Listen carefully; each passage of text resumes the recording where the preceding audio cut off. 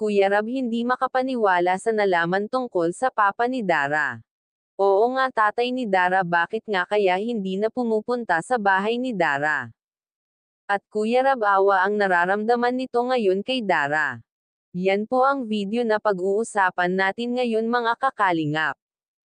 At bago po tayo magsimula sa video na ito ay gusto ko lamang shoutout ang ating minamahal na mga viewers at muli ay welcome back sa akin YouTube channel.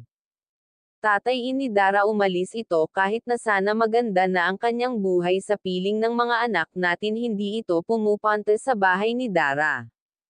Ito pala ang dahilan, hiyang-hiya na daw kasi ito kay Kuya Rab dahil marami na ang naitulong nito sa kanyang mga anak. At sa mga sumusuporta sa aking mga video, maraming salamat po. Ito pala ang dahilan kung bakit hindi ito pumupunta. Nahihiya daw ito kay Kuya Rab dahil napakalaking tulong na ang naibibigay ni Kuya Rab kay Dara at sa kapatid nito na si Bea. Hanggang ngayon kahit natapos na ang kanyang bahay ay patuloy pa rin sa pagtulong nito sa pangbibigay sa kanya. At dahil nasanay na si Dara na maging party ng Team Kalingap at ito na ang itinuturing niya na pamilya, ay masaya ito at nai-enjoy niya ang mga ginagawa niya sa Team Kalingap. At dito siya umaasa para sa pag-aral niya, kaya si Dara ay masaya ngayon sa mga kasamahan niya sa Team Kalingap. At dahil marami ang nagmamahal kay Dara kaya dumadagsa ang tulong sa kanilang magkapatid, ngayon ay marami ang biyaya na dumarating sa kanya.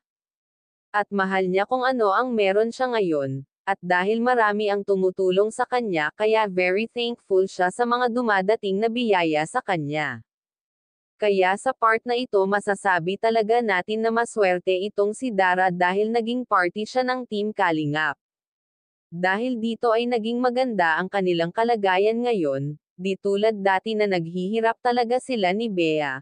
Kaya kung napadaan lamang ako sa wall nyo ay baka pwede paki-subscribe ng aking YouTube channel, at wag nga po pala natin kalilimutan suportahan ang ama ng ating kalingap na si Val Santos Matubang, at hanggang dito na lamang ang ating mixing reaction. Again, maraming salamat sa panonood.